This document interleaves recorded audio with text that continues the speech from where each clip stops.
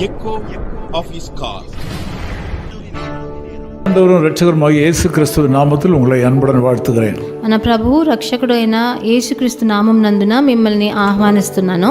యాకోబు 5వ అధికారం 16వ వచనத்திலே యాకోబు పత్రిక 5వ అధికారం 16వ వచనంలో நீங்கள் சுஸ்தமடையும்படிக்கு உங்கள் குற்றங்களை ஒருவருக்கொருவர் அறிக்கையிட்டு ஒருவருக்காக ஒருவர் ஜெபம் பண்ணுங்கள்.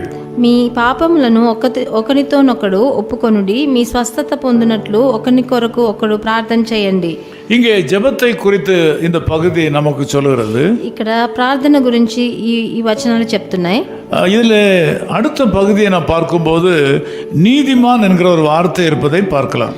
ఇక్కడ ఇంకో వచనంలో నీతిమంతుడు అనే ఒక వార్త ఇవ్వబడింది. நீதிமான்கள் என்கிற மக்களை குறித்த விளக்கங்கள் பல விதத்தில் வேதத்தில் விளக்கப்பட்டுள்ளன. నీతిమంతుడు అంటే వేరే వేరే వాక్యానాలు ఇవ్వబడింది వచ్చిన ప్రభు. இங்கே நீதிமானுடைய ஒரு குணாதிசயம் இங்கே சொல்லப்பட்டிருக்கிறது. నీతిమంతుడి ఒక గుణం ఇక్కడ రాయబడి ఉంది.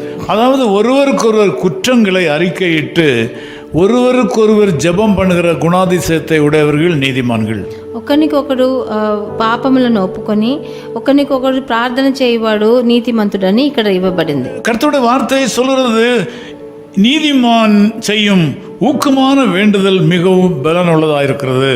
నీతిమంతుని విజ్ఞాపన మనకి చాలా బహుబలము గలదై ఉన్నదని రాయబడి ఉన్నది. எப்பேற்பட்ட குணத்தை உடைய நீதிமான் செய்கிற வேண்டுதல் அதிக பலனுள்ளதாக இருக்கிறது என்று கேட்டால், ఎట్లాంటి గుణాதிశయం ఉన్న అంటే నీతిమంతుడి ప్రార్థన బలంగా ఉందంటే, குற்றங்களை ஒருவருக்கொருவர் அறிக்கை இடுகிறவர்கள், మన పాపములను ఒకరితోడు ఒకడు ఒప్పుకొనివాడు, குற்றங்களை அறிக்கையிட்டு ஒருவருக்கு ஒருவர் ஜெபம் பண்ணுகிறவர்கள், పాపములను ఒప్పుకొని ఒకరికొకరు ప్రార్థన చేసేవారు, ஒருவருடைய குறையை ஒருவர் மன்னிக்கிறவர்கள், ఒకరి మీద ఒకరున్న పాపమును ఇంకోరు క్షమించేవాడు.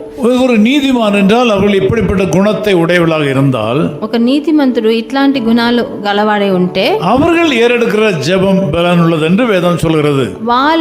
వాళ్ళు చేసే ప్రార్థన చాలా బలమైనదని రాయబడింది. நீதிமான் என்று சொன்னால் மாத்திரம் போதாது, నీతిమంతుడు అని చెప్తే మటుకు చాలదు. மற்றவர்கள் அவர்களுக்கு செய்த குற்றங்களை மனப்பூர்வமாக மன்னித்திருக்க வேண்டும். వాళ్ళు మిగతా వాళ్ళకి చేసిన పాపాలని మనపూర్వంగా వాళ్ళు మనస్ఫూర్తిగా వాళ్ళు క్షమించే వాళ్ళై ఉండాలి. உங்கள் ஜெபங்கள் ஆண்டவரிடத்தில் போய் சென்று சேர வேண்டுமானால் உங்களுக்கு விரோதமாக உங்களுக்கு துரோகம் பண்ணினவர்களை மனப்பூர்வமாக நீங்கள் மன்னிக்க வேண்டும். మీ ప్రార్థనలు ప్రభు దగ్గరికి వెళ్ళి చేరాలంటే మీకు విరోధంగా చేసిన పాపం చేసిన వాళ్ళని మీరు మనస్ఫూర్తిగా క్షమించవలసి ఉన్నది. மனப்பூர்வமாக மன்னித்தல் என்று சொல்வது அவர்களோடு ஐக்கியம் பாராட்ட வேண்டும் என்று சொல்லவில்லை. మనస్ఫూర్తిగా వాళ్ళని క్షమించాలంటే వాళ్ళతో మీరు కలిసిమెలిసి ఉండాలని చెప్పలేదు. உங்களுடைய இருதயத்தில் அவர்களை குறித்த ஒரு தவறான கருத்து இல்லாதபடி மன்னித்து மறக்க வேண்டும். మీ మనసులో వాళ్ళ గురించి ఉన్న చేదు మటుకు మీరు తీసివేయాల్సి ఉంది. அப்படிப்பட்ட மனிதராக இன்றைக்கு நீங்கள் இருக்கக்கூடுமானால், అలాంటి మనిషి మీరు ఈ రోజు ఉంటే உங்களை ஆண்டவர் நீதிமான் என்று அழைப்பார். మిమ్మల్ని తప్పకుండా నీతిమంతుడు అని ప్రభువు పిలుస్తాడు. அப்படிப்பட்ட நீதிமானாக நீங்கள் வாழ்ந்தால், మీరు అట్లాంటి నీతిమంతుడై జీవిస్తే, நீங்கள் வியாதியா இருக்கிற ஒருத்தருக்கு ஜெபம் பண்ணும்போது அந்த ஜெபம் கேட்கப்படும். మీరు ఎవరైతే వ్యాధి చెంది ఉన్నారు, వ్యాధుల్లో ఉన్నారో వాళ్ళ కోసం ప్రార్థన చేసినప్పుడు మీ ప్రార్థన వినబడుతుంది. நீதிமான் என்கிற பெயரை வைத்துக்கொண்டு துரோகம் பண்ணி கொண்டு நடக்கிறவர்கள் பண்ணுகிற ஜெபத்தை ஆண்டவர் கேட்க மாட்டார். నీతిమంతుడు అని చెప్పి ద్రోహం చేసే వాళ్ళ ప్రార్థనని దేవుడు ఆలకించడు. இந்த காலவெளியில் நீங்கள் அப்படிப்பட்ட நல்ல பிள்ளைகளாக மாற வேண்டும். ఈ ప్రొద్దుట వేళ మీరు అలాంటి మంచి వాళ్ళుగా మారాలి. உங்களுக்கு துரோகம் பண்ண யாரையாவது மன்னிக்காமல் இருக்கிறீங்களா? మీకు ద్రోహం చేసిన ఎవరినైనా ఇంకా క్షమించకుండా ఉన్నారా? அவர்களை குறித்த ஒரு கோபமும் வைராக்கியம் மனதில் இருக்கிறதா? వాళ్ళ గురించి ఉన్న కోపమో ద్వేషమో మీ హృదయంలో ఉందా? நீங்கள் அப்படிப்பட்ட மனநிலையை மாற்றி நீதிமான்கள் என்கிற வரிசையில் வருவீர்களானால், మీరు అలాంటి మనస్తత్వాన్ని మార్చి నీతిమంతుడు అని మీ పేరును మార్చాలి. நீங்கள் ஒரு வியாதியஸ்தருக்காக ஜெபம் பண்ணும்போது அந்த வியாதி சுகமாகும். మీరు ఒక వ్యాధి చెందిన వారి కోసం ప్రార్థన చేసినప్పుడు అది సుఖం వాళ్ళకి దొరుకుతుంది. உங்கள் ஜெபம் அதிக பலனுள்ளதாக இருக்கும். మీ ప్రార్థన అతి బలవంతమైనదై ఉంటుంది. நான் உங்களுக்காக ஜெபம் பண்ணுகிறேன்.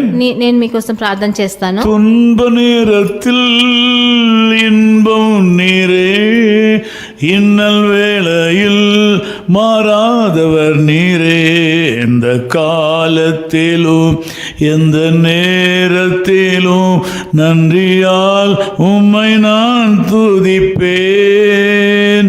இயேசுவே உம்மை நான் துதிப்பேன், எந்த வேளையிலும் துதிப்பேன். இயேசுவே உம்மை நான் துதிப்பேன், எந்த வேளையிலும் துதிப்பேன். நேசப்பிதாவே உமக்கு நன்றி செலுத்துகிறோம். ప్రియ తండ్రి, మీకు కృతజ్ఞతలు చెల్లిస్తున్నాం.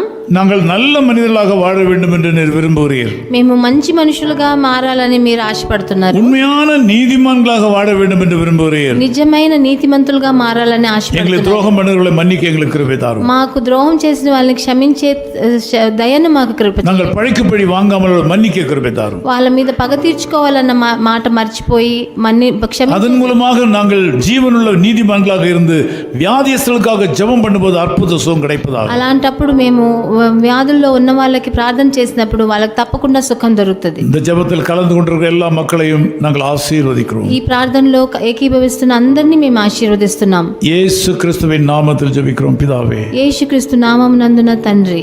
ஆமென். ఆమేన్. ఆమేన్. His call ministries 10 Muhammad Abdullah 2nd Street, opposite International Cricket Stadium, Chepauk, Chennai 600005, India. Phone 914428528282. Mobile phone and WhatsApp 919841271858. Email sam@echoofhiscall.org. Website www.echoofhiscall.org. God bless you.